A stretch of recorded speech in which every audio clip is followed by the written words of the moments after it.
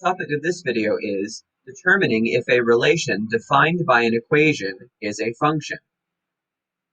All right, let's take a look at the blue box at the bottom of the screen. Tip: when you add two numbers, you only get one answer.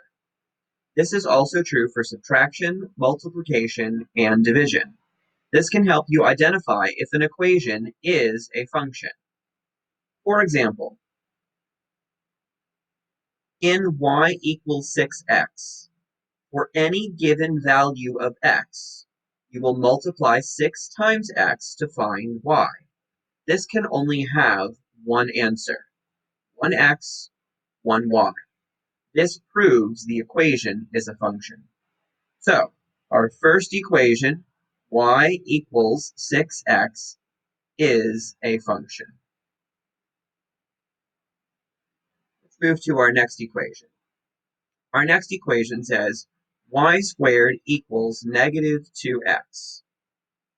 I would like to remind us of the tip we have in the top box.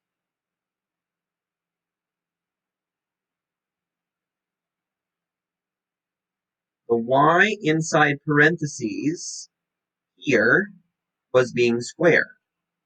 The y here was in absolute value bars. And for each of those equations, our conclusion was that we had something that was not a function. Using this shortcut, if we can identify that our equation contains y, and that y is being affected by an exponent of 2, or that y is inside absolute value bars, then we may conclude that our equation is not a function. This enables us to get the answer to 2 of our equations. These equations represent relations that are not functions.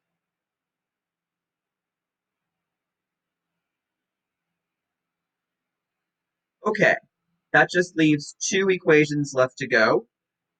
We have y equals 3x plus 5 and the 1 at the end. Let's look at y equals 3x plus 5. If you are provided with a value of x, then when you multiply by 3, you will only get one answer. And then when you then when you add 5, you will still only have one answer. And that is what y equals. So, for each x, there is only one y. And for that reason, this third equation is a function.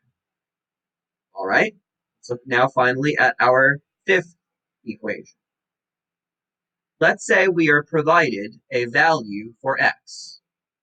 When you take the absolute value of that number, you will only get one answer. For example, the absolute value of 3 is 3 and nothing else.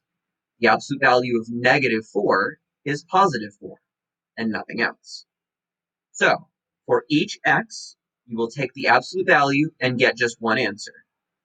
Then you will multiply by 5 and get one answer.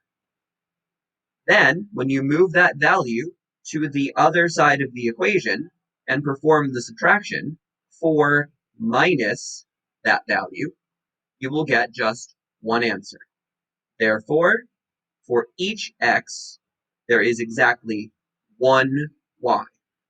And that proves that this fifth equation is a function. All right, let's summarize all 5 of these problems simultaneously. If you can find a y that is being affected by an exponent of 2, whether that y is in parentheses or not, you will conclude that your relation is not a function. If you can find that your y is inside absolute value bars, similarly, you will conclude that your relation is not a function. All other equations will be functions.